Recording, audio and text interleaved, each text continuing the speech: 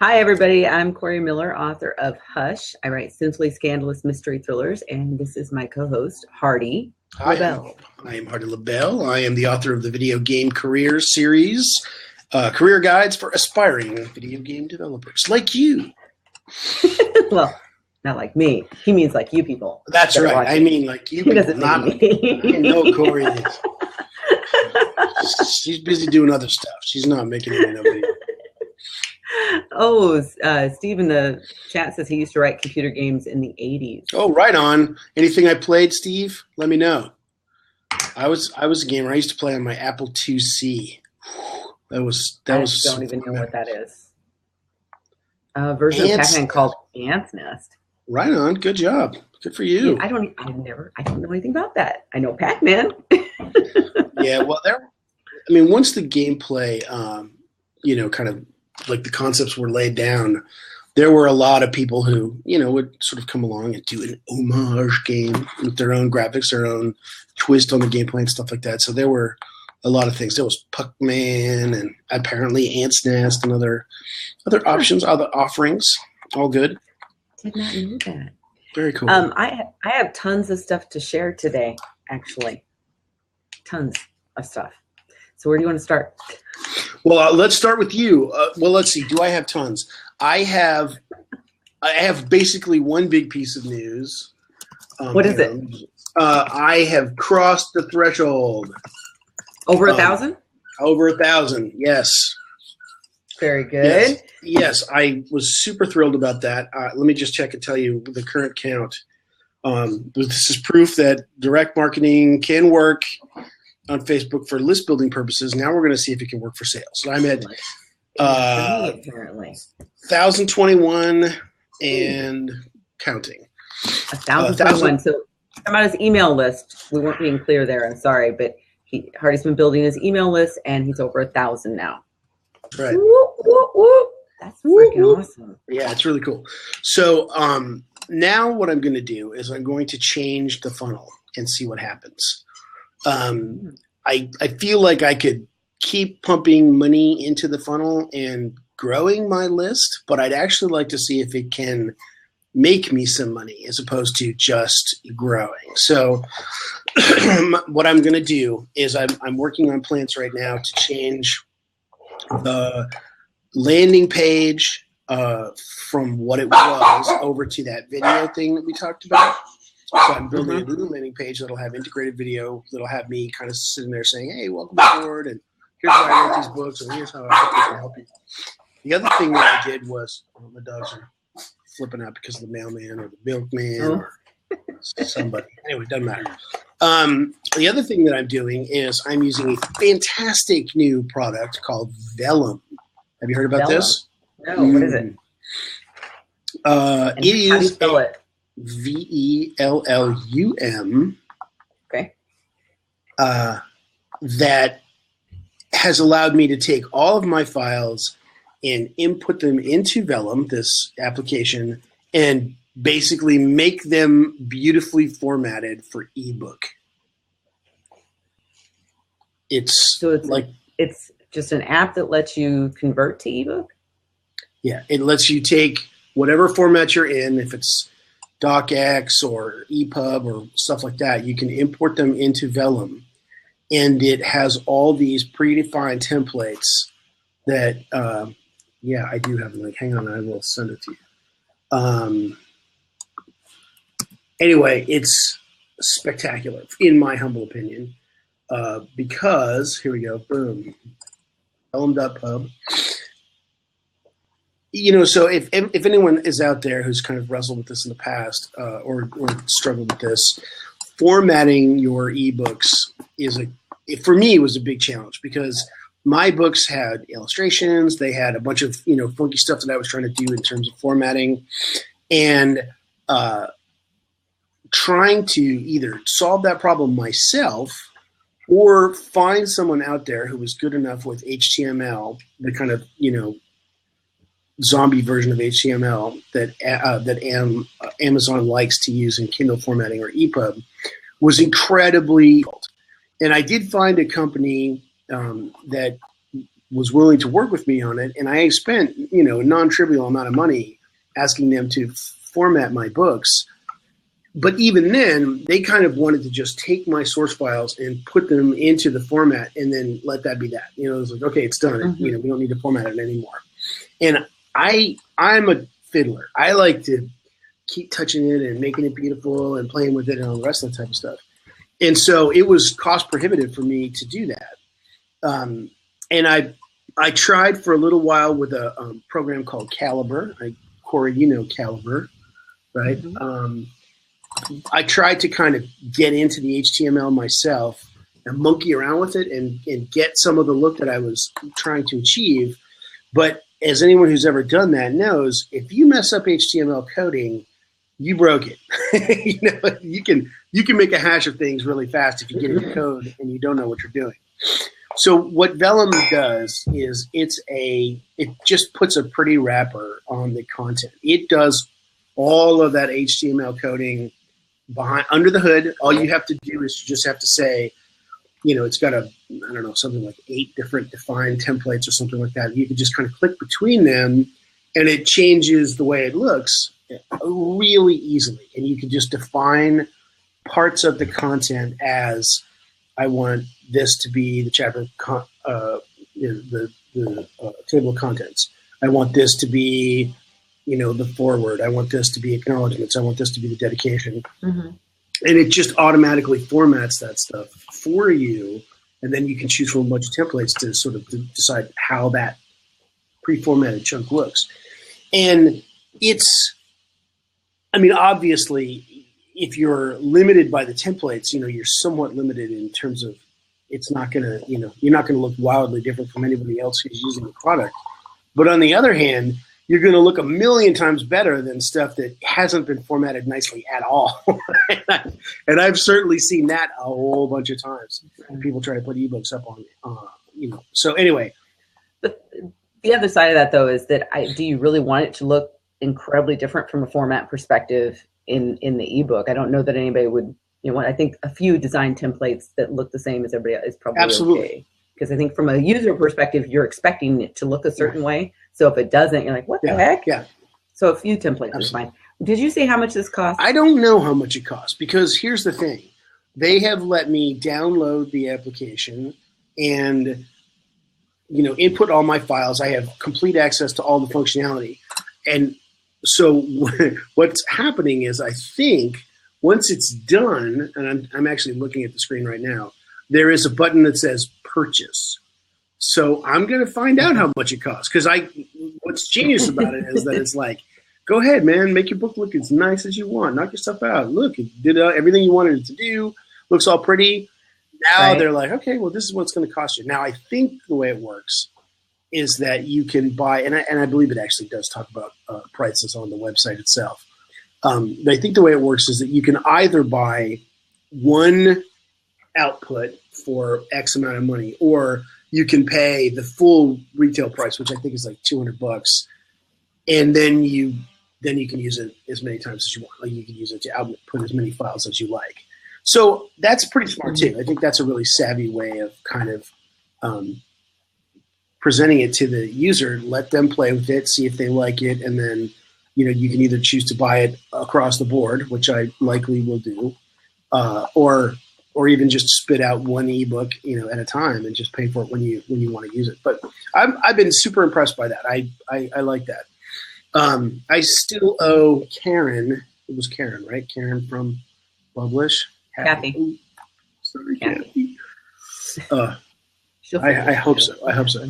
I still owe her a review of their tools.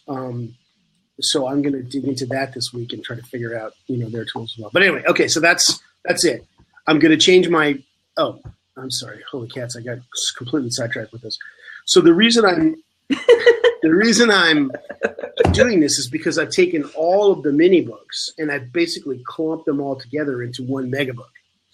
Anyone who knows the video game career series, it's 3 individual books. And my intention is to take this EPUB file and then use that to generate an actual print version of the book. So I'm going to take this EPUB file and figure out how to turn that into something that I can put on CreateSpace so that in case anyone's out there and they're a Luddite, they don't necessarily want the EPUB version, they can get their hands on, something that is a not bad looking, not badly formatted print version. And I'm going to change the funnel, going back to the original topic that I said, I'm going to change my funnel so that it is going to lead potential new leads in, bring new leads in, and say, hey, you can get book 1 for free. If you're interested, you could get the whole series in this, hard format rather than buying it one at a time. Mm-hmm. You can just buy this, this hard copy. And I just want to see if I can sell that book at whatever price it's going to cost. I don't know what it's going to cost just yet, but I'll figure out the print prices. But I want to try to see if it can generate some positive revenue. So we'll see. Very good. Well, that's a good segue into one of the things that I want to talk about. We'll come back around to, I think, Facebook and ads and things, because I need to do some reporting on what I recently did. So we'll come back to that. But there was the author earnings report is out. The new author earnings report came out just recently. And this is put together by Hugh Howey and a guy named Data Guy, whose actual name I don't know. But the report is a great resource for anyone in the industry of publishing. And this particular report, they have changed how they collect their data. Before, when they were getting their data sets, it seemed as though they were getting it from not just Amazon, but getting it from authors and stuff. Now it looks as though everything is coming directly from how they send out a bot and get it from Amazon.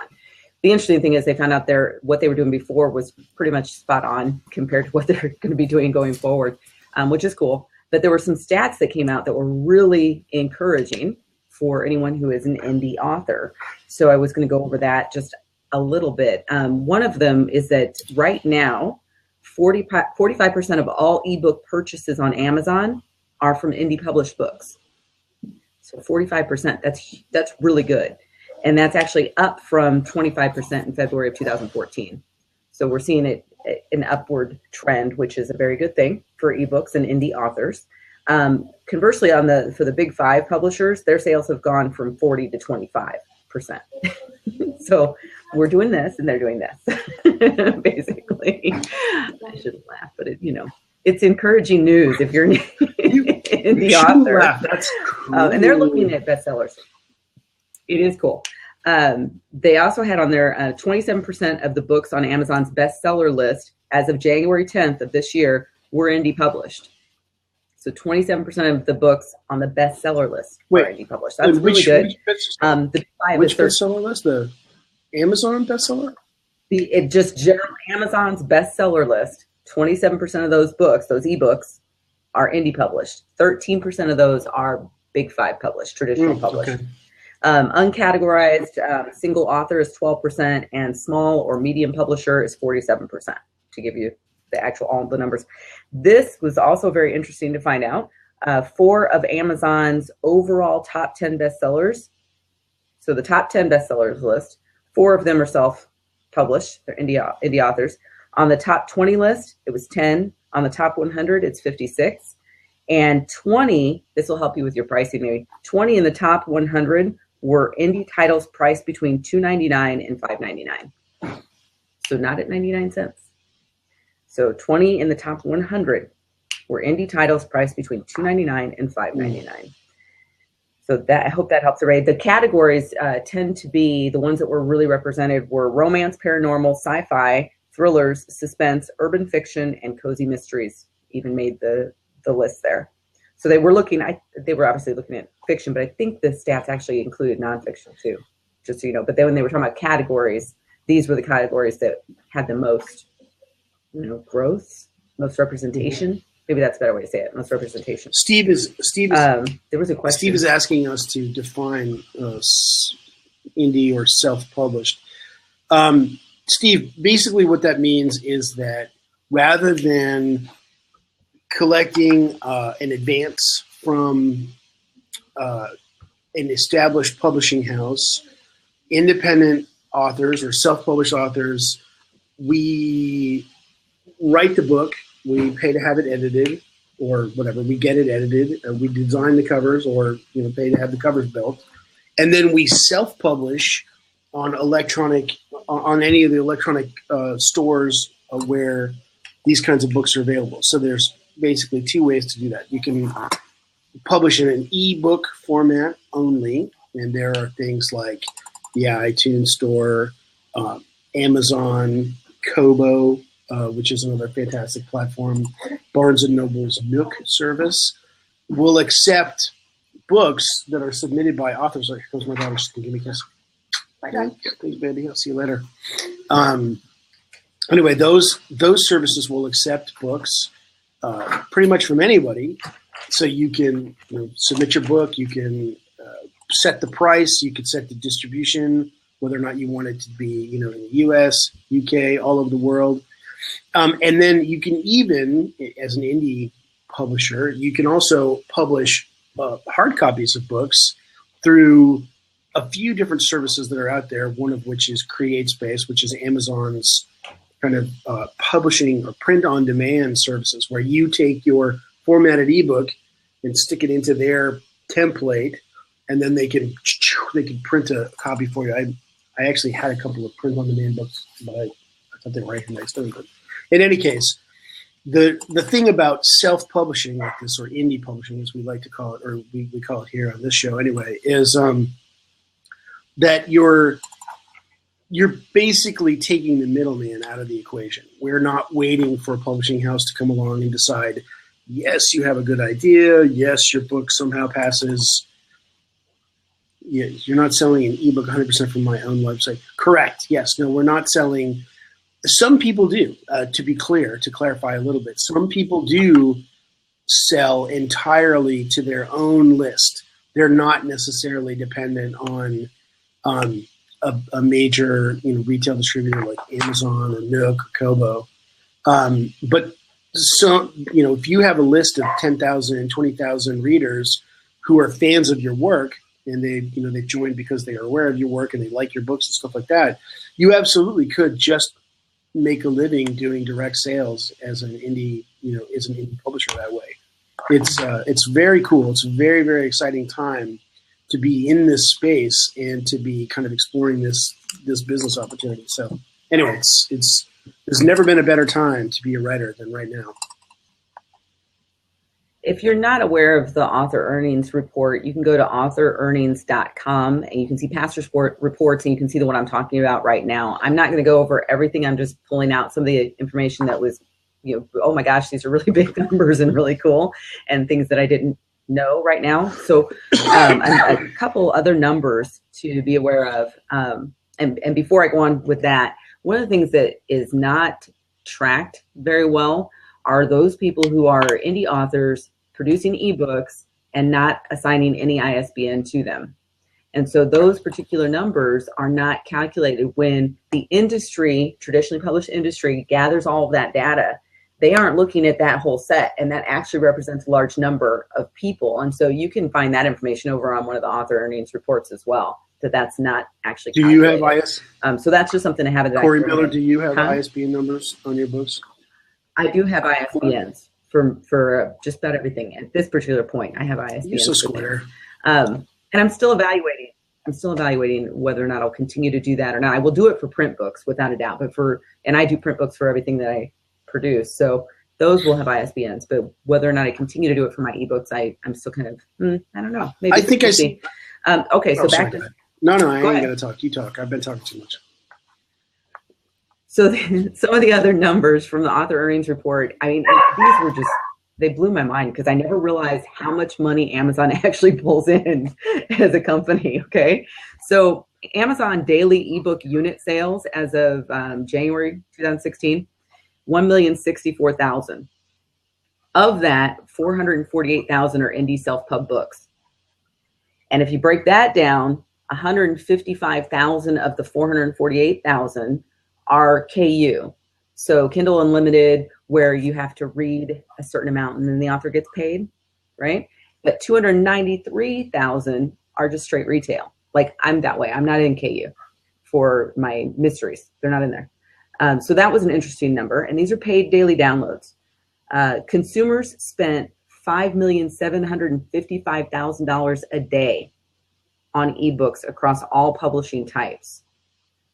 Really? Wow. That's a huge number, right? And that's per day. Mm-hmm. That is per day. 5,755,000. And then the daily revenue to authors, which is a number that, you know, we like to know about, right? From ebook bestsellers, ebook sales, those generate $1,756,000 per day earnings to the authors, just so you're aware. And one of the other interesting things about this is that when people ask, why would you indie publish? My answer generally is, why wouldn't you at this particular point? Because if you go traditionally published, your royalties for paperback, trade paperback, about 8%. Your royalties for a hardcover, about 15%. But if you're doing royalties on just Amazon, as an example, you can get 35%, or the other numbers like 70%, if I remember right. So that's a huge difference. It's a massive difference. And in point of fact, I mean, the traditional published model where they are going to come along and be the gatekeepers and decide what content is or isn't, you know, worthy of being published and being presented to people, and they take most of the money for, you know, most of the profit, and they keep the rights for in perpetuity. Honestly, it's just nuts. I think it's just insane. I mean, it used to work that way. It doesn't work that way anymore. And having and people sort of voluntarily trying to throw themselves at that situation or put themselves into it, it doesn't make a lick of sense to me. I think it's insane, considering that you can find these services out there that the publishing houses offer to you. You can find editors of all sorts, developmental editors, copy editors, proofreaders. You can find them out there, and there's tons of options to get cover design done. There's tons of options to get formatting done. And this is the killer. And sorry, I just going to rant about this for 1 second, which is, even if you are a traditionally published author, they're not going to do publicity for you.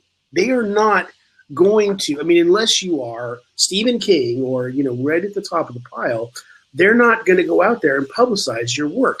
They will print up a whole bunch of your books. They'll send them off to different book retailers. And if they don't fly off the shelves, guess what? You got nothing. I mean, you get nothing. Yes, exactly. Steve is saying, so you end up being the marketer after all. Absolutely. So here's the thing, you know, for some upfront costs, and admittedly, you know, there is definitely an upfront cost to doing it. Why not take that on yourself and keep the rights forever and have complete control over the business aspect? I mean, it's just, I don't know.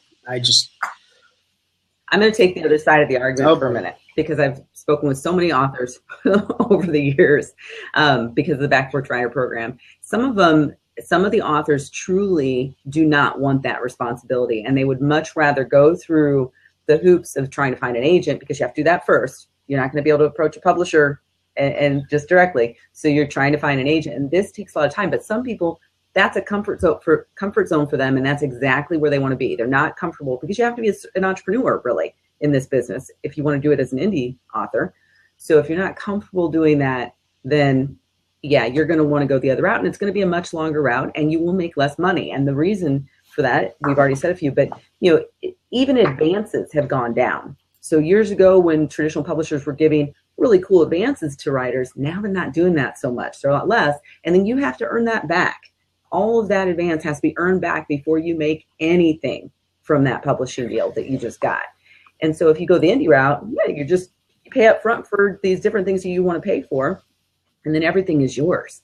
And you get to decide foreign rights, movie rights, audio rights, everything is up to you. But again, some people are not real comfortable in that role. And I've met several authors who are not comfortable in that role. And then there's still, some people still have in their mind that there's a stigma attached to being an indie author, and that's still in their head. And that, I can't talk people out of that. That's just their thing, you know, and that's cool. So Steve was asking, do you have any experience of numbers for graphic novels? I don't have any numbers, and I haven't seen any in the author earnings report. It generally is tracking, you know, the categories that are huge bestsellers or whatever. And so those categories I mentioned, those have been trending for a while. That's at least the last 2 years or so that I've been doing, almost 3 years that I've been doing the Backboard Writer Show. I haven't seen a lot of difference in what specific categories are hot or growing or super competitive. Romance is super competitive. So when you get into little niche categories, that really helps for some people, for some authors. Mysteries are kind of like that too. If you can get into a niche category. Graphic novels are tough because what was? I'm just trying to get Steve's. Let's see if I can find him here. I'm trying to find his Twitter handle here. They're tough because unless people here we go, I'm following you on Twitter, Steve. Unless people know your work, it can be very difficult to get people interested in independent stuff. No, Steve, come on in, man. You're welcome to come on. Absolutely, we can have you come sit in the chair. Hi there. Hi, how I'm are doing you? well, thank you. Very interesting conversation. Thank you so much, because I'm many, many levels back from you guys. I don't know about that. We're just trying to figure out how I'm going to make money from this venture I'm on. And for me as an animator, and it was a script, so the only way that I relate to you guys is I'm looking to make it into a graphic novel, the film that I've produced. So, and the reason I'm come on specifically is, it's a fascinating argument of how much control do you give away, how much responsibility do you take for your own marketing. But here's the question going around in my mind. What is the benefit of jumping through any hoops at all to be on even, say, Amazon, when if you get the marketing off pat, you're good at the marketing, why not just sell from your own website? Is it a credibility thing? Or your thoughts? Do you want to take that first? I will. I think the biggest advantage to going through Amazon is just the fact that, think of it as you've got an audience of people who have basically pre-selected themselves. When they show up on Amazon, they're willing to buy. And so that in and of itself, just imagine, however many users are out there. When you go to Amazon, you're looking to buy something. It's very rare that you ever show up there just to browse. You might be comparatively shopping, or you might be, kind of wish list shopping or whatever. But at the very least, if you see the right solution on Amazon, chances are pretty good that you're going to pull the trigger. And so that's an advantage. Getting in front of those users. I mean, Corey and I have had previous conversations about the fact that people think about Amazon as a retailer, or they think about it as a website, but really what it is a giant search engine. It's just a giant search engine for things you can buy. And so putting yourself into that search engine and optimizing so that you become very visible to people that might be interested in the products, the goods or products that you're selling, can be incredibly advantageous just for that simple fact that they've already self-selected to be there. So if you show up as an ebook seller on Amazon, they've probably got a Kindle, and they're probably in the market for an ebook. Whether or not that's the book you're selling is another matter. That then it becomes a question of whatever. How do you rank on their search engine? But that's a pretty big advantage right there. Does that make sense? Yeah, it makes sense. But so there's another author on here. She hasn't been around for a while, but Annie. She's called Annie_LifeProb on Twitter. Annie Alexander, who has given information away and sells information on getting top ranked in Amazon. So if you're going to play that game, you need to put effort into knowing how to get top of. I think you go after a very small niche, don't you? That's the way to get top, essentially. Yeah. Mm-hmm. Essentially, but you also want to pick a niche that it's actually represented in some way. I mean, you can get so specific that you're in a group that's not actually getting purchased very much. So there is that balance. You still want some competition in there, but not as much as, say, the wide mystery thriller section that I could be in. Well, I'm going to be competing with a lot more people there, but if I can narrow that down to, say, women's sleuths, I might do better. So you have to know those things, absolutely. And on the Amazon front, from a retailer perspective, they outpaced Walmart recently in terms of sales. Wow. So they're the largest. Yeah. And so to be on that massive search engine is helpful. And it's not an either or thing. You can sell directly from, unless you're in KU, you can sell directly from your own website your ebooks, because if you're in KU, there's a you rule can do there. both then at the same But time. you can sell print. Mhm. Yeah, You can absolutely. Yeah. Absolutely. Okay. Yeah. The one thing I would say, yeah, no, it's not a bad idea. The other thing that I would say, Steve, is it can seem a little bit daunting to the whole idea of getting getting rank on Amazon. How do you build up your rank? And here's what I have recently tumbled to, which I think is really important to say to indie authors everywhere, which is it's a matter of time. You can either slowly or quickly build your audience, and grow your reviews so that each successive release, you have more people that you can rely on. As long as you're building your own audience, as long as you're building your own mailing list, you have more and more people that you can direct market to and say, I've got a new release that's coming out on Amazon. Please help me promote it. And then that grows a little bit. And then you get another release and you go to your direct marketing people and say, I've got a new release on Amazon. Please help me promote it and get reviews. Every time you do that, you're basically magnifying the effect until you reach the height that is where we see, the indie authors that Corey was talking about in this author earnings report. You can have a multi-million-dollar launch of a book on Amazon if you have spent 5 years and you have a mailing list of 10,000 people.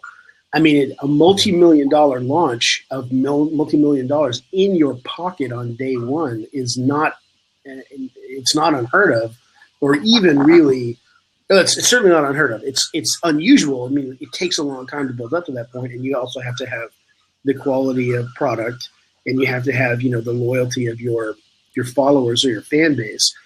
But all of those things are achievable. I mean, quality is whatever it is. I mean, you're only ever going to be limited by how far you can go based on the quality of your work. There's no question about that. But yeah, assume quality, right? And that's, let's just assume that. Then finding followers, it takes time, but you can find them, and slowly or quickly or whatever rate, building up that group. Corey's special followers are called her shadow team. My dedicated followers are called my secret bears because I was raised by bears. So, and those are people that you can turn to and say, hey, I need reviews on this book, or please help me promote this, or please help me tweet this. And I see that every day. I'll send off a tweet into the world, and my secret bears are like, oh, Hardy's doing a thing. He's talking about a thing. Come, let's talk about a thing. It's awesome. It's really awesome. So that's the long-winded way of basically saying climbing the ladder in Amazon is a matter of, kind of sustained effort and in understanding the techniques for doing that. And the main technique is, have a product, find a way to, within the advertising of that product, bring people back to a direct marketing email list that you can then use to continue to leverage and grow your presence as you move forward. Does that make sense? Yeah, it makes sense. I have an idea which I would like to share with you, which might help you as well as it might help me. I don't know. Can I? Of course. Yeah, because okay, so I'm looking to sell a script and I'm going to make a graphic novel. That's how you guys and I relate. But at the end of the day, as I said in the sidebar, it is all about marketing. They're not going to help you, are they? They're going to help you a bit if you get ranked highly, but you've got to get yourself ranked highly. Right. Correct. So this is the way I'm going about it, and I'm very happy to share my journey with you. And I'm hoping this is a regular blab. I've seen you on here a couple of times before. Every Tuesday. Every Tuesday. Okay, that's good. Usually at this time I'm having dinner. That's why we don't meet so often. But my wife is away, so there you go. Anyway, I am downloading tweets with hashtags relevant to my target audience, and I'm doing this over a period of time. I'm then stripping the tweets, and I am getting not only what they say, but also the names of the people that are saying it and deduping them in Excel. Okay. I'm now on day, I haven't got it in front of me, but something like day 68 of this journey. Okay. And God willing, as long as I can survive the rest of this physical year, that will be an almighty list, which will be mining. Okay. Now, the idea came to me last night, and since you've been so helpful to me, I'm sharing it with you today, that I'm following 4 hashtags over here. Okay. Then I was thinking, and by the way, we're up to 30,000 prospects. Okay. Oh, that's interesting. In 68 days. Okay. In fact, it's less than that because I started the Twitter journey 68 days ago. I've only been prospecting this year. What is that? 38 days, 39 days, something like that. Okay. So the idea came to me last night. You've got your core words over here, and then you've got other words which further reduce the. There are other words that tie into these words. I'll give you the specifics. Okay, it's probably the best way. I've got sci-fi. I'm a sci-fi writer. You've got sci-fi. That's the biggest keyword by a mile.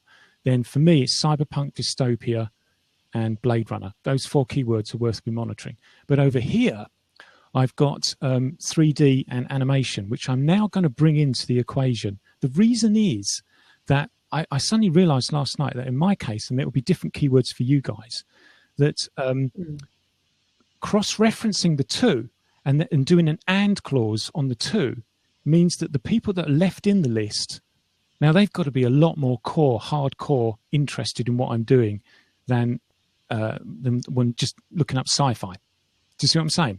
Mm-hmm. So about the hand signals. Yeah. No, not at all. So here's, I think what you're doing is very interesting, because what you're essentially doing is you're finding a way to try to mine data out of Twitter feed or Twitter stream, and you're mining it by hashtag. And that's an incredibly clever and inventive way to do this. Let me offer an alternative, okay? And a reason why. And the reason I would offer this alternative is because those people that you are finding and you're adding onto that list, they don't know you. And so because they don't know you. They don't know that you're finding their hashtags on Twitter and building up this database of things. So they haven't necessarily opted in to get direct communication from you, which means that in the general jargon of, direct marketing or whatever, that list is what they would call cold. Those are, effectively cold calls. When you choose to reach out to them, and I presume you're probably going to try to do that through Twitter by direct, sending them direct messages or something like that. No, you need to know this. You need to know this then. These are the first level prospects. I will then be using Twitter ads to reach them, to get them to opt in to my email. Okay, all right. So I see. Okay, that's interesting. So here's the alternative, and this is the method that I've been using to build my list, and that Corey and I have talked about in the past, which is using Twitter ads and Facebook ads with what's called a content marketing strategy. So, for example, in my case, what I do is I put out a Facebook ad that is targeted by the keywords as you're suggesting, and I'm offering the first mini book in my series, which is called the Video Game Careers Beginner's Guide, and I'll put the link in there in case anybody cares. But I offer that in there saying, hey, are you interested in the career of video games? How about you get this first book for free? They'll click. It takes them to a landing page where they put their email address in. Boom, they're on my list. I do the fulfillment portion of that. So that's a huge step, because I already know that potential contact is at least moderately warm. Maybe not hot. Maybe they're not willing to buy. They just wanted something for free. But what I'm seeing is that using that as a method of content marketing, by offering something that I know my audience would potentially be interested in, they self-select in a very aggressive way. I mean, it's, because it's something that they want, they're like, yeah, I want that. They get it. They come onto my list. And the list is growing pretty rapidly. I mean, I've been advertising for 3 months or something like that. What is it, Corey? 3-4 months now, and I'm over 1,000 people on the list. Now, that's not the 30,000 that you're talking about. And I acknowledge that. You're way further down the funnel than mine. Mine's a start point. Yours is collected. Right. And so Well, I absolutely admire the hard work that you're doing, and I think it's a genius way to try to approach and sort of find an audience for your Twitter advertising. I would submit that if you're going to then advertise on Twitter or on Facebook, which I highly recommend, then I think you might not necessarily need to do this much work to try to pre-find your audience, because Twitter has tools that'll let you, sort of serve out to keywords, the people that are using those keywords or those interests. And Facebook especially is built around likes and keywords and things like that. So if you still intend to take that next step, I would say I wouldn't work so hard. I would just go ahead and take the next step, figure out how to, go ahead and do your Twitter marketing and do your Facebook marketing, and just give them a piece of content. And I bet if you're a graphic novel producer, you probably got all sorts of things that you could offer. It could be a little bit of story. It could just be cool character renderings. It could be, here's my top 10 tips for producing my own, homemade, science fiction video, or here's the tools that I use to create the effects in the videos. Like those, sorry if I'm saying that really fast, but hopefully it's making some sense. Those as content marketing pieces would be incredibly interesting to anybody who'd be interested in your product. Heck, I'd sign up for your list. Be like, ooh, he made a sci-fi graphic novel. That's cool. What tools did you use? Or you made a cool animation. Like what did you do it in? Did you was it hard? Blah blah blah. Like if you had a something like that as content marketing, I'm certain that you'd get a lot of people that would self-select right off the bat. And content marketing, I didn't invent it. I ain't that smart. I just, what's happening right now in this indie movement is people have learned this incredible power of content marketing. And so that's what we're doing all over the place, is we're doing that kind of content marketing. I do it on Twitter. If someone's following my Twitter feed, I kind of put out a thing. It's like, hey, here's a quiz that you could take to tell you what your best game career would be. I just made a quiz using one of those quiz things, and they'll go through and they'll click and click and click, and then it'll come to say, you could be a game designer, you could be a level designer. Would you like to learn more about that? Oh, well, hey, why don't you click on this link and get this free book? Boom, there you are. You're on my list. So content marketing, brother, let me just help you there with that. I think it's going to help. Thank you. Yeah, I'll tell you what you've given me there, and I really appreciate your time, guys, is what I think, as in anything in marketing, it needs testing. So what you're saying to me is, look, test the results you get from collecting Twitter tweets versus using their own narrowing down algorithms. Absolutely. Yeah, absolutely. Yeah, and I honestly think that the act of someone self-selecting, the act of someone opting in is incredibly powerful for two reasons. One, it's because they're interested, so it warms them up. And two, because it gives them a chance to get to know you.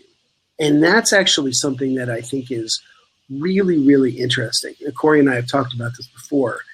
We each have an onboarding sequence where someone opts into the mailing list, and then this automated sequence of emails goes out saying, hi, this is who I am. Hey, this is what I'm doing. How can I help you doing what you're doing? Hey, here's the thing that might help you. Oh, by the way, here's another product that I'm offering, or whatever it is. And that process of being yourself, being authentic and creating that relationship with your potential end users, it can't be overstated as to how valuable that is. It just can't be. Going back to that whole thing about, you're trying to build that audience and create that amplifying effect for yourself. Just that opportunity to have someone want to get to know you and then being yourself and letting them get to know you is incredibly powerful. Yeah, that's brilliant. Thank you. Yeah, I'm looking forward to furthering that journey. I don't want to derail your blab. If you want to hear one other thing, absolutely. I would like. Well, I just wanted to say for you guys as well. Have you thought? Because I come from YouTube. I've 6 years on YouTube now, across 3 channels. Have you thought that, especially? Sorry, Corey, I haven't asked you yet, but in Hardy's case. So you're getting them, you're giving them the first part of a course effectively free, and then you're wanting them to pay for the rest of it. have you thought of making you in front of the camera read out or say the other chapters from your book in YouTube as a pay to view video? Well, I am, I'm not as handsome as I used to be. I don't know if I look that good on camera. Steve, you could probably get away with it. Corey could probably get away with it. You guys look pretty good on camera. I don't know if he's going to pay any money to watch me read stuff on YouTube, but I appreciate the thought. Yeah, come on, man. Good-looking guy, you've got a very refined background there. People would be flocking. Oh, I don't know. So here's my thought. Corey, I'm sorry. Do you want to take this? You take this one. I am not going to say anything. You talk. I actually already have things over on YouTube, but I haven't thought about doing it from the perspective that you're talking about with paid.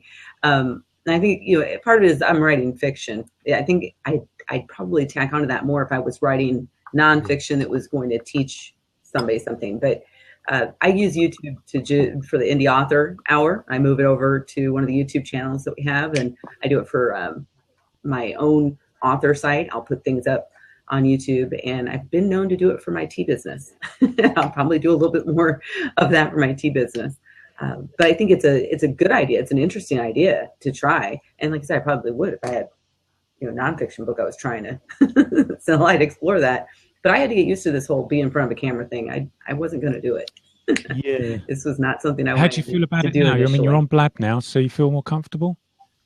I feel more comfortable, and it's a lot of fun. I did the YouTube stuff before I did Blab, and that made me more comfortable to do that. I don't have a lot of people subscribed or anything on that on YouTube, but it was more of the just get over the fear of being in front of a camera, because everything I do was on Back Porch Writer. It's audio only.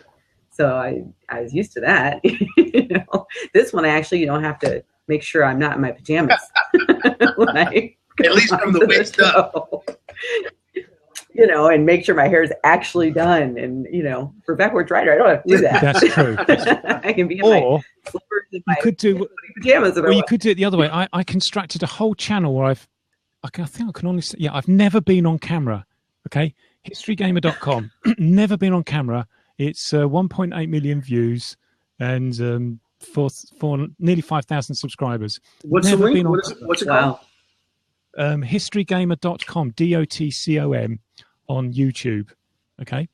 And the whole joke of the thing is that all you ever see is behind my mobile phone as I'm filming. It's wobbling around. It's awful, really. But I'm mucking about playing games. So that way, what I figured was I never have to dress up. I could be in the shorts. Steve, I don't want to disabuse you of any notions, but you also have the accent. I mean, come on, you guys. Everybody loves the accent. Everybody loves the accent. I mean, it's just not fair. It's oh man, I need to learn an accent and keep it and just use it. Anybody who has a fancy, somewhere in the UK kind of accent could read a grocery list and still sound like a genius. It's like, I know, right? It's not fair. Make everything sound good.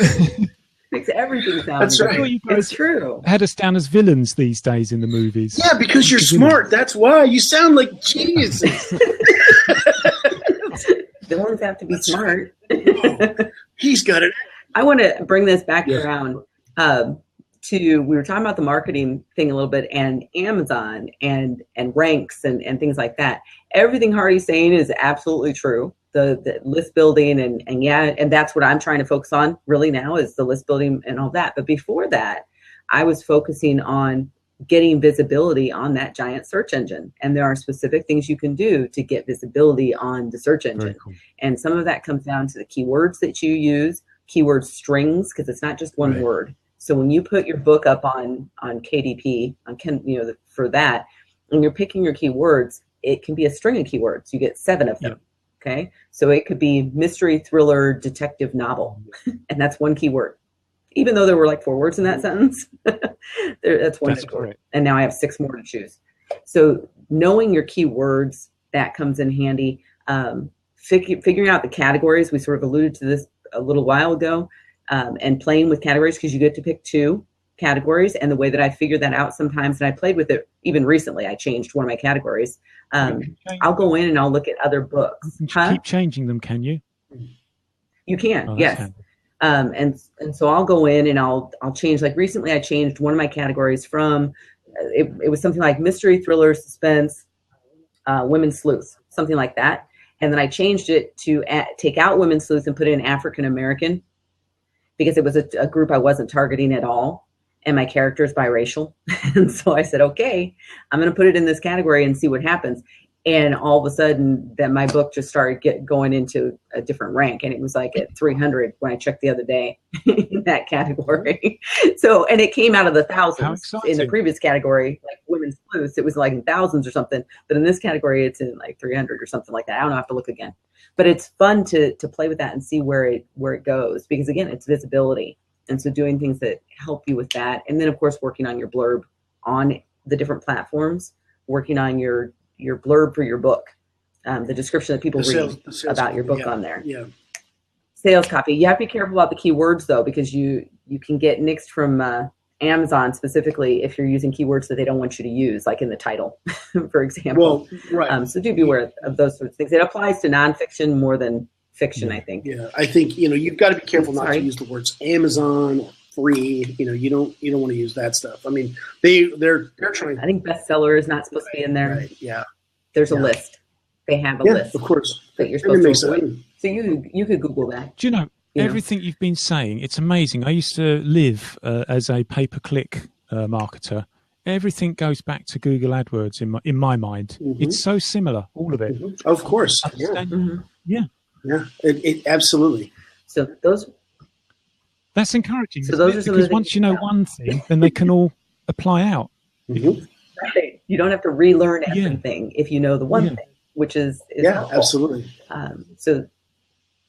So the things I'm talking about for everybody else, this is your metadata stuff. This is getting some of this down, helps with your visibility on the various giant search engines that are out there. So it takes time, but once you figure it out and do it, it actually will help your books in terms of the ranking that they have. I know it has helped mine without a doubt. I've seen the numbers, so I know it's actually helped to do the things that I've done. And when I pick marketing efforts, I pick them based on whether or not they get me more visibility. So when we talk about Publish, I picked Publish because I knew that when I was faithful and consistent with Publish, it would get more eyes on my stuff, which went back to Amazon, even though it goes to other places. And then that would help. And the consistency was a big deal. And that's one of the reasons why I like Publish. I haven't heard of that before. Thank you. Oh yeah, check that out. Publish is it's very cool. We both like very Publish. Cool. It's a very cool service. So tell us again. So you've done an animated movie, and now you're trying to turn it into a graphic novel? This is the honest truth. I wrote a script in 2010. I thought, and it was one of these big concept scripts. I did the classic mistake they always say don't do. Now I've learned now. Don't try and write your big movie as your first script. Nobody cares. Nobody's going to care. So then I thought, at the time, well, how can I realized that I got a teeny shot at this. So I thought, how can I increase my chances? So I decided to learn animation, and I've been animating it ever since. Oh my goodness. Well, yeah, 6 years later. So now we're at the stage where I've lived in this world for so long, and I've animated it for so long, sacrificed thousands in income, that actually I need to move on. So I'm animating the last of I've done it as a web series. I'm animating the last of this. It's episode 19. And then, here's the killer, right? Here's the point. When you're animating, you have to cut. It's a great way of self-editing your book, novel, what have you, because it's a killer animating. It takes ages. So you learn then to cut out the fat and get to the point and move the thing along. And I edited it so much that now the script is not long enough to be a movie. Oh, so wow. Now I've got to put my writing hat back on and write some more.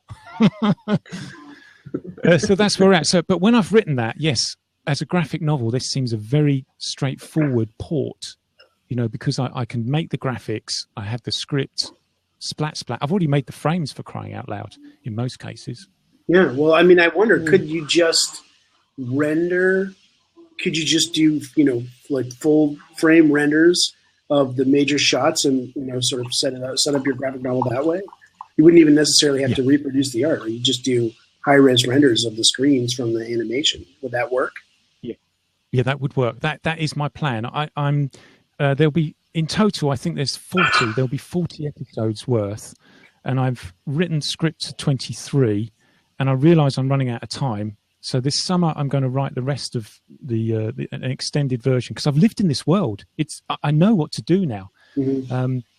And then, as you say, the things have been created already. I just need to render out a few shots here and there, slap, and there we are. But it's still going to take a bit of work. Yeah, of course. There's something else I would say too, Steve, which is because you're dealing with a visual medium, it is worth you thinking about Pinterest as a way for you to promote your work. Because Pinterest this is a little interesting factoid, it is the second most popular social media sharing platform, only second in terms of advertising reach. It's only second to Facebook. And it has more advertising potential than all of the other social media platforms combined. So if you were to take Periscope and Blab and Twitter and all those things and add them up, they still don't equal the reach of Pinterest. The only thing that has greater advertising reach than Pinterest is Facebook. So for me, that seems like a natural home for something that is potentially as graphically interesting, as visually compelling as a graphic novel, because Lord knows, if you investigate that, you're going to find people out there who are, we're going to find the images, share the images. It seems like that might be a more natural fit than someplace like Twitter. And again, I'm not trying to make you, I'm not trying to kick the blocks out from under anything you've done so far. Having done some research on Pinterest myself, my stuff isn't that graphically interesting, but I bet yours is, and that you might be a really natural fit for that platform. Yes, thank you. That is on my list. It's just that with Twitter, and I'll be testing this, and I'll report back to you if you're interested. Oh, absolutely. I think at this point in time in our history, our collective history, Twitter ads might be cheap. I know Pinterest is as well, actually. But I think they might be, because I think they're struggling a bit, and I don't think the ad platform is used too much. And I think if you've got a lead on who's interested in your work, I'm going to test this and I'll get back to you. Yeah, definitely let us know. I'd be curious about that. Absolutely. I haven't tried the Twitter ads at all. Okay. Well, there's so many different types now. Yeah, I've just been trying the Facebook ads. I haven't done a whole lot with Pinterest. I just struggle with Pinterest. I'm not going to lie. I just really do. Because it's not my thing. I'm just not into it. It's like that guy years ago who wrote the book. She's not that into you, or he's not that into you. That's how I am with Pinterest. I'm just not that into it. And I'm having a hard time faking it. So do you write for females, Corey? Do you write for women, your stories? Do they appeal to women? This is an interesting question you're asking me in light of the fact that I was just looking at my Facebook ads, like the results. And I'm getting a lot of guys clicking on this ad that I did recently to the tune of like 56 in a certain age group for some reason. And I was like, what? Where'd that come from? Because I'm thinking, I thought I was writing to women mostly because my character's a female. That's who I was targeting and all this, and I'm getting all these clicks from these guys, but we'll go over that in just a little bit, I think. So I thought that was really interesting. But so on Pinterest, I have boards. I just am horrible about sending stuff to the boards, and I don't think it's all that interesting for Pinterest. I could be wrong, but I could see how something like what you're doing would be awesome on Pinterest. I think it'd be really, really cool on Pinterest. But it's not so different.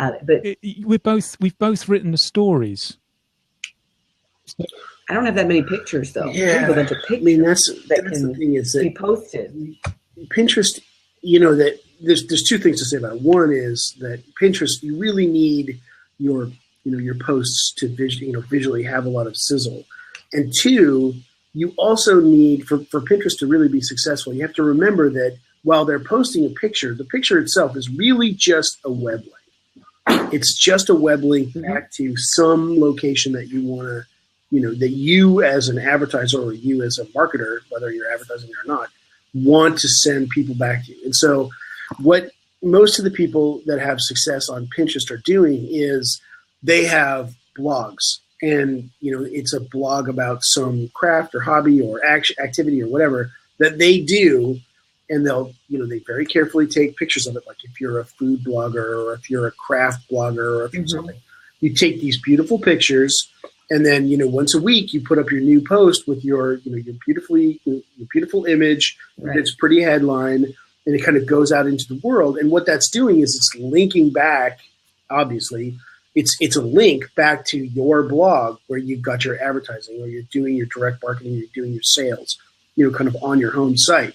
And that's how it kind of filters out to the world. And so for a book, like literally for a novel, in Corey's case, or a nonfiction book in my case, we don't necessarily are not creating that visual content week by week or month by month or whatever it is that could really sustain, at least in my opinion. Hang on. Guys. No, I think you do have an opportunity. Don't forget there's Canva out there, which will make words graphical. Yeah. Now, if don't forget, people that come to Pinterest, they're there often to buy. They're browsing to buy. So if you've got more than one novel, or even the same novel, why couldn't you just have the novel cover and say an enticing sentence from the cover to generate more interest? I mean, they must have hundreds and thousands of opportunities within a book to do that. You just gave me an idea, and I didn't think about this before, so thank you. The Canva thing, because I do like Canva, and I also like quotes, and lots of people like quotes. They do. And so it'd be easy to take quotes from the book that are interesting quotes from the book and put them into Canva on either the book cover or something like that. I didn't think about that because, I'm trying to find, if I do Pinterest, it needs to be a pretty simple thing. I've got a million other things that I could be doing, so this needs to be a pretty easy thing to do, not time consuming. Is what I'm saying. Right. So that's a good idea. I like that idea. I'm going to try that. 2016, in my opinion, is all about breaking it down to very small constituent parts and then putting that little bit out there just to get people to come. I'm going to be experimenting with this on YouTube. Up until now, my YouTube videos, they're gradually getting shorter and then I had to break off. But when I come back, it's all going to be one point within 2 minutes maximum and a link. And I reckon the same thing is true on Pinterest, and I also reckon the same thing's true on Twitter. But we'll be testing that. You definitely have to come back and tell us all about what you're experimenting with, because other people want to know. Absolutely. Whether they're doing books or not, they want to know what kind of things are working for other people, and that's one of the reasons why we do this particular show. That's why we do it. People can find out. Yeah, and the other thing I think is cool about Blab is just the camaraderie. I mean, it's. Other forms of social media or marketing is a little bit lonely, honestly. I mean, you're kind of standing there shouting your message out into the world. It's really nice to be able to see some friendly faces and say, like, hi, Corey, hi, Steve, how you guys doing? This is what's going on with me. I don't know. It's really nice. Yeah, I do like it, especially being an author suddenly. Talked about it before. Yeah, exactly. Guys, wife or no wife, my stomach is telling me it's dinner time. So I'm good. Really nice to talk to you both. Steve, it's really Thanks for all your ideas, Steve. It was awesome. Absolutely. Really and pleasure to have you on. To us. It's like I said, it's every Tuesday. We'll count you as a friend of the show for sure. Come back. That was so cool. Yeah. Okay, so the Facebook ads you did for me. Yeah. Pretty cool. So I had to tweak a little bit because of what the story is. You mean the copy that I wrote? Okay. Yeah, the copy you wrote. Oh, okay. So I took that ad and I actually took it, I did a couple things with it. I used it as a post and I boosted that post. I've done that twice. And that was interesting because I mentioned Noise Trade a week or so ago, where you can put your book up and you can have it free for people to access. And then you can say it's not free, right? So I have it linking, that post is linking to that page, right? And the first time I did the post, one person went over and downloaded it. And this is just the post I boosted for like $3 for one day. Okay. And then I said, I'm going to try that again, see what happens. So I boosted the post again. And so somebody downloaded it and they left me a tip. because over on Noise Trade, they can choose to leave a tip. And the person left me a tip. And I went, oh my God. That was really cool. So that was fun. The Noise Trade thing is really cool. So I'm excited about that. But that was all from just boosting the post that I use. You know what the ad looks like? It's the guy in the alley, and I made the cover flat instead of 3D. It's that same thing. And then below it says something like for hire. Well, let me look real quick. Actually, I think I have it up. For hire, smart, sassy PI with a penchant for weapons. And then the ad copy that you gave me is above that. So that's the post. And that's also the Facebook ad that I've been running. Okay. So this post that I'm boosting, I've done it twice, like I said, and that was cool. So those were some fun results. And I knew the reach because it tells you how many people. It's still running, though the second one is still running right now. But then I went and looked. I said, I wonder what's happening with my book sales. Because, I don't sell a ton of books just yet. So I was curious if there might be a connection, correlation, something between boosting this on this day and then a sale. And sure enough, there were. So I had a couple sales of Hush specifically that span those same dates. So a couple sales there. I had a couple downloads of Deadly Sins 1. And that one's free, right? So a couple downloads that are right in line with the dates of either the Facebook ad or the boosted post. All right. I'm like, well, that's kind of cool. So I'm not seeing my email list isn't growing necessarily, but I did see that. And I thought, that works. I'm good with that too. That's great. Sales are good. I wasn't asking for a sale, so that's cool. That is wow. You know what? That is awesome. That is really cool. That is super cool. Right? Well, all right. All right. So here's the thing, though. Keep talking. I was running the Facebook ad, and I've got 2 running right now. And the thing I was curious about, because they made this switch over at Facebook. Remember, when we first started all this, we were able to do just impressions, and you could keep your budget really low. And so when I was first doing my Facebook ads, and I was getting clicks to my website, and a few people signed up for my email list, I was just doing it based on impressions, and I was keeping my budget at $1 or $2. When they changed it to not impressions to the other thing, actual clicks, and they really monitor who it goes to, and the budget has to be a minimum of $5, that impression thing wasn't working for me. I didn't think it was working. So I've got an ad running that is doing that. It's just impressions, and I have one that's doing the $5 budget. Guess which one's doing better, right? It would be the $5 budget is doing better.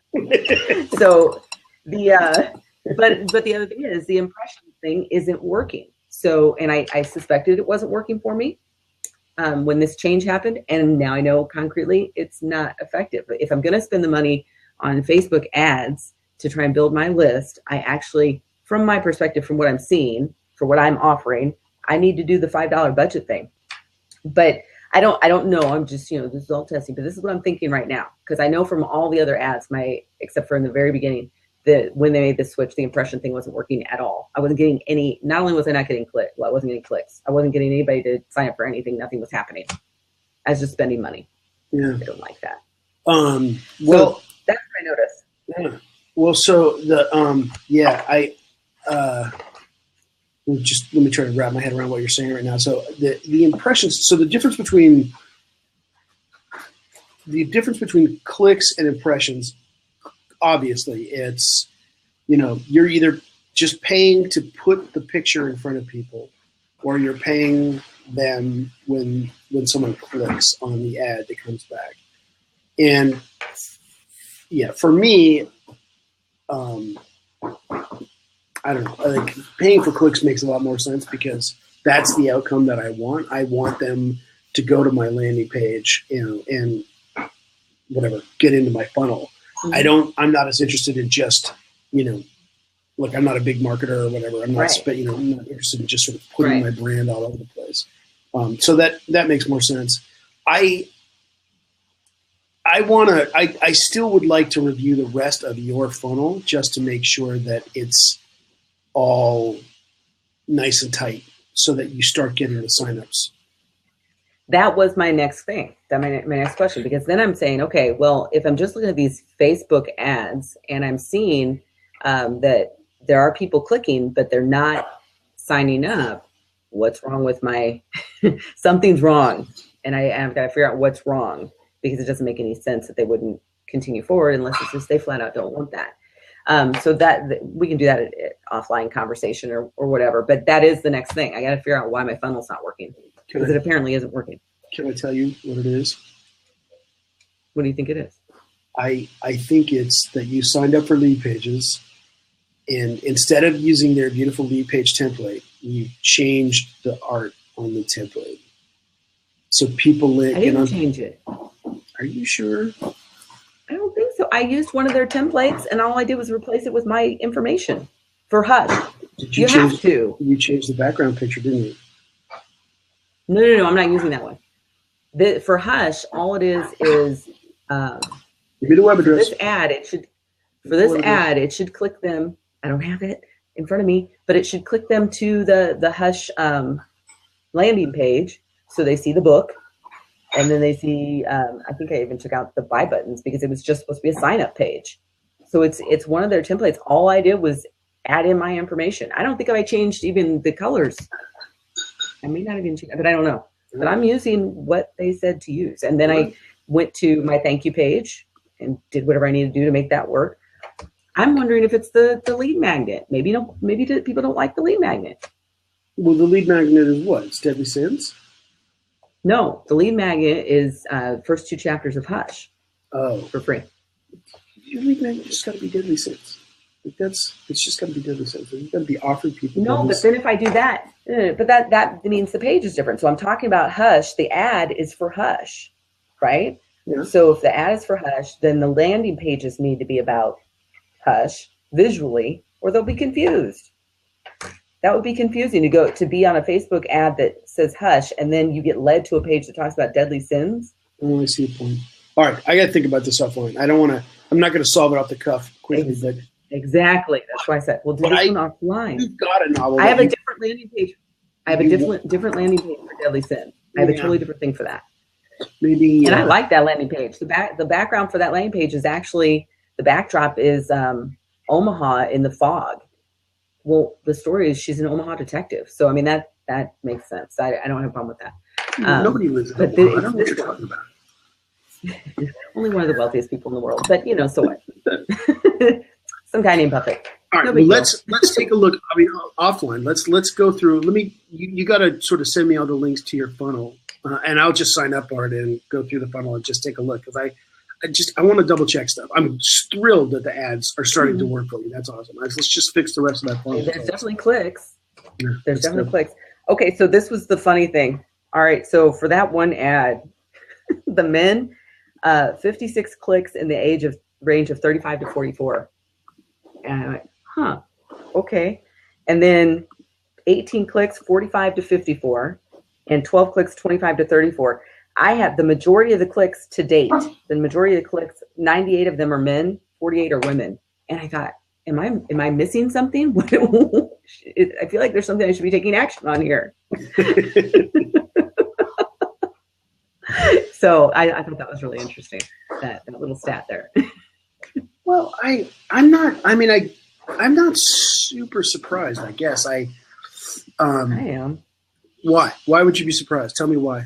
I said this when Steve was here. I really thought, I'm trying to target mostly women. I thought I'd have mostly female readers. That's really what I thought. So I'm surprised that I'm thankful. Don't get me wrong, anybody listening, this is cool. I like the fact that there's men checking it out. I just didn't expect that. Mm-hmm. So from an ad perspective, I'm thinking, are there other things I could be doing? Well, so here's why I say, yes, Steve, you can filter on. Yeah, you can. You absolutely can do that at Facebook. You can say, just serve it. And I've done that. I've done that. I guess this is my thought, and I want to look at the ads now that you've changed them. I mean, again, you got to kind of send me all the data on your funnel so that I can sort of look at it. But the images are pretty intense. I mean, the image on the advertising is, if it's that alley thing or the cover of Hush, those are pretty intense images. Like, they're very like, whoa, the hand over the face and stuff like that, right? So that likely going to appeal more to men than women, just because it's more violent. Let's face it, like it's more startling. You also say that she likes weapons. not many women are into weapons. You know, not an awful lot of women that I know anyway are like, and even if they, it's not just guns, it's weapons. There you go, right? So that's not necessarily the most common thing. And so even right there in the thing, for a male, and I'm just speaking as a man here, you know, if I was to read that, I'd be like, cool, it's a chick who likes guns. I want to meet her. That sounds cool. Right? Like that's obvious. Whereas if I was a woman, and I can only theorize, I suspect that kind of what I'd be like is like, well, what's wrong with her? Why does she like weapons? Isn't that a little weird? You know, like that's a problem. So as a dude, I'm like, cool. She likes motorcycles. She likes guns. I want to meet her and get to know her about her. Anyway, so there you go. I put the link. The link for the boosted post is in the chat there, so you can click on it. That's what the ad looks like too. So that's why I put that in there. My wife just gave me a super dirty look, by the way. She just walked by and looked at me like she looked daggers at me. What's the matter? Am I not? I don't think I'm supposed to be doing voices. Was it the weapons comment? I don't know. It could be a lot of things. It's certainly something. Well, thanks, Steve. It is sort of sizzling. the book. There's two. She's got to sort of decide between two men, and of course, they're both hot. She's a martial artist and a private investigator. The main character. Look at this. Yeah, she definitely likes weapons. Did you know that your ad has a like on it already? Yeah, I know. I saw that. That's why I boosted it again, actually, because I saw that and went, oh, I should boost this ad again. I'm going to like it for you right now. Well, thanks. But that's exactly why I decided I would boost again, because I thought, oh, well, I should keep using this particular thing, this post or whatever, because it's getting some attention. And, I should say, I changed, the target. I went broader, like our last discussion. And so I was looking for mystery. I went broad. I still ended up with a really broad group. I will say that. I couldn't seem to get it to narrow down as much as I wanted it to. And then I just gave up because I was frustrated and annoyed and said, I'll just go with what I've got. Work on the graphics on that landing page too. There should be, which landing, what are you talking about? Earth World. He said, work on the graphics on my landing page. Did you see my landing page? Which one are you looking at? For the ad leads, thank you. Okay. So somebody click on it and tell me. Oh, well, yeah. So it looks like your cover art might be a little compressed.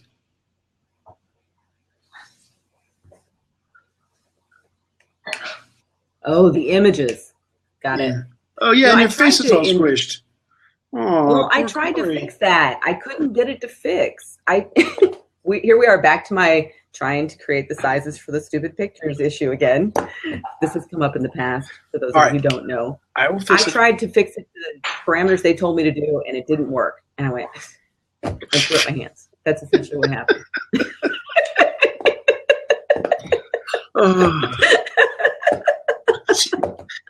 And, it shouldn't be that complicated. I should be able to take the picture over to PicMonkey, change the dimension, size, or whatever, and put it in there, and that wasn't working. That's all I gotta say. It didn't work. So yeah, I can work on that. What else is wrong with that page though, aside from that? Well, so we can. I mean, we'll talk about it a little bit offline, but I mean, your cover is squished and your face is squished, which those two things right there are, they're pretty much deal breakers right off the bat. But other than that, the background color is pretty. Does it really? Huh? What's the first quote say? I don't remember. Earth World said the first quote leads with a negative statement. What is it? A detective novel that feels like a throwback to the good old days of Hollywood film noir. It's about character and motivation, not explosions and ammo. Yeah, I mean, I think that's a great quote. A is not capitalized in the quote. A detective novel. That's a grammatical error right there. Well, I think I was coming into the quote. Like there's stuff before that. Oh, you should know. You got to have an ellipsis then. I can change that though. The plot is complicated, but so he's saying he or she. I don't know.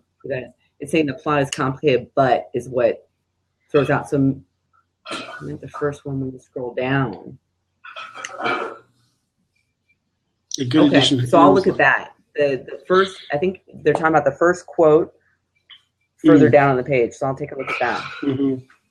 So maybe it's creating a negative impression because it's saying, well, it's complicated. It's a complicated read or something. Maybe that's the impression. I guess, you know, So I mean, that's certainly possible. I mean, you could put that one third. I think if you started with the, this was a great read from start to finish, that might be a stronger start. I don't love the background color, like that sort of weird gray background. But yeah, I think if we fix the grammar on the quote and we fix the squish pictures, that'll help a lot right there. You know, that'll just go a long way towards. I think. And then I'll just check that other quote. I've got other quotes I could probably pull. Oh, I bet you do. Yeah, absolutely. Yeah. Boy, your Facebook ad looks good, man. It looks good.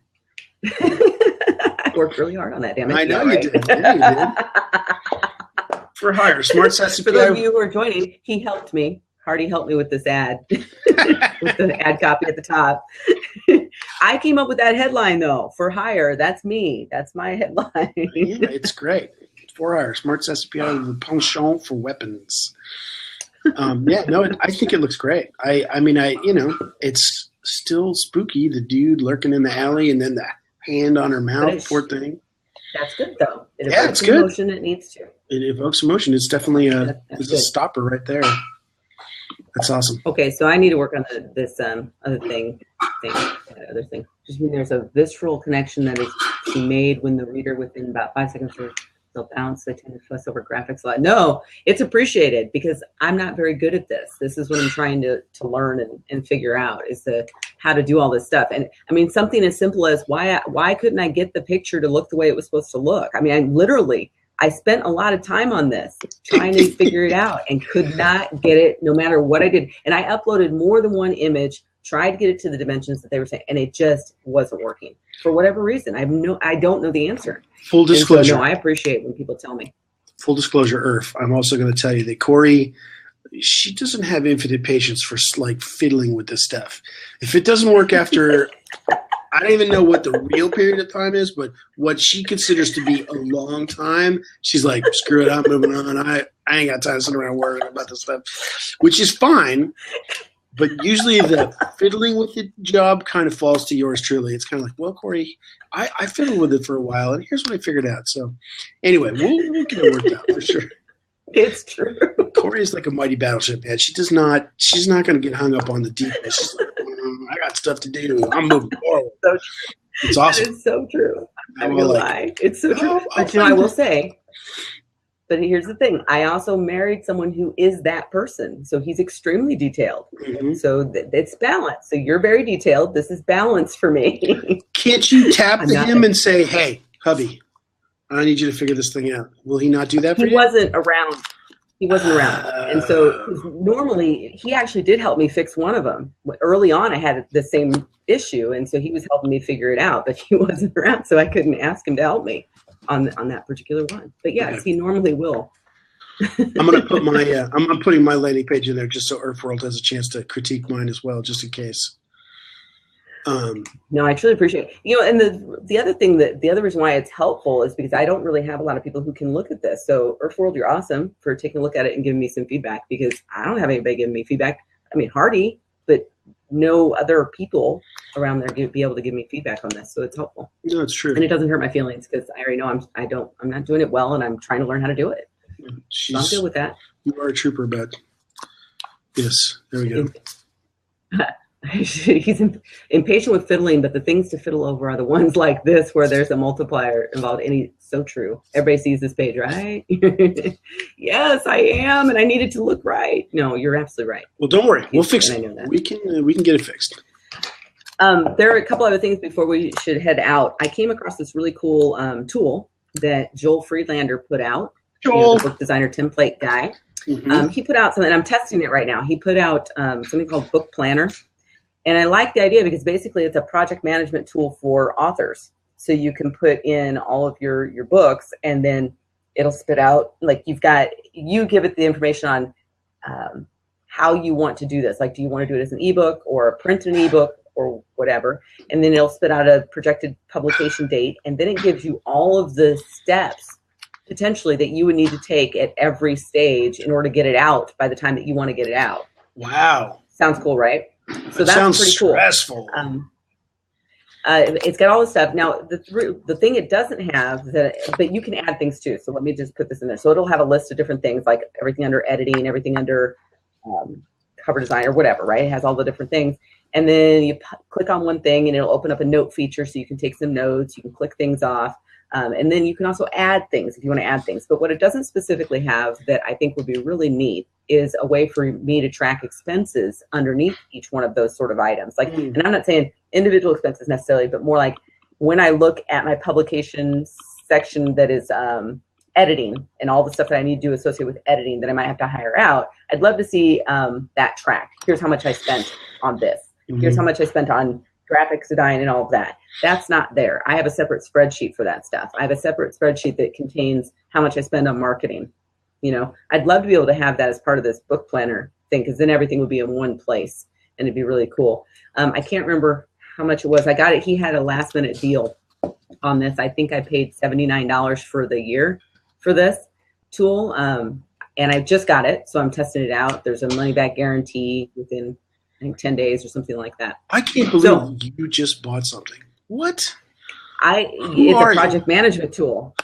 Project management tool. But see, this will make my life easier. I like to buy the things that will make my life easier, like this, because I was already doing something like this, and it's hard for me to keep track of every little thing that I need to do, and it's all right there.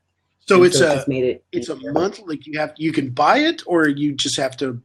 It's a user, like you have to monthly fee thing. Pay per month. You could do a monthly fee to access it, if I remember right, or you could just pay the annual, so that you don't, you get a break if you pay annually. Obviously, that's usually how it works. I know his price was going to increase. I don't know. I don't remember when it was going to increase. But I just got an email from him the other day when I did it. That's the way it works with these e-products, man. Like, you get in early, otherwise price is just going to go up because it ain't going to go away. Yeah, it's unlimited though in terms of the number of books that you can put on there. The one thing that I sent them 2 emails, and one had to do with this expense tracking sort of thing. How I'd really love to have that as a feature in there because it'd be super helpful. Mm-hmm. And the other thing was that I didn't know if I missed a step or what, but I put in North Downing in there, and I'm going to have that out April 4th. That I already know that's when the publication date is, but I put it in there as a test to see how this all flowed, and there wasn't a way for me to adjust the date. So they would have me publishing this book many months after my projected date. And so I'd rather have more control over, here's the date that I want this out. Tell me what I need to do in that time frame to make that happen is how I want it to flow. And that's not how it was playing out. And so I sent them a message saying, I want it to be like this. How do I do that? Yeah, you want it to be able to squish the timeline down so that you can sort of get a sense of, all right, if I want to hit this date, what do I have to do? Listen, I'm about to run out of batteries on my laptop, so I just want to give you a heads up that I may go dark here in 3% time, whatever that is, so. No problem. That was actually the last thing that I wanted to make sure I said was the book planner thing. Do you have a link for Joel Friedlander's thing? I was actually looking for a direct link on it, and hold on. I can give you the link. Or just tell us what it's called. What's it called? It's just called Book Planner. Oh. But I'll put this, you can get to it right here with this link. I had it open and it started to play an automatic video, so I had to close it real quick. That was when we were talking earlier. And I said, oops. So I had to close that. But there's a different link there. Cool. And I'll put it in the show notes as soon as I catch up. Yes, I'm notoriously slow with the show notes. It's true. It's okay. About that either. It's an odious task. It's the kind of thing you might want to hire a virtual assistant to do. Yes, it is. One of those things I'd rather have someone else do. Perhaps we could ask one of our many fans to help us out. If anyone would like to volunteer to be the intern for the Indie Author Hour, please send us an email with a description of your qualifications and why you think you would be the right choice to help us out. Us established blab personalities. We will consider your resume and get back to you, in a timely manner. But we are looking for. You want to do it? Yeah, I want to do the show notes. I want to be on camera.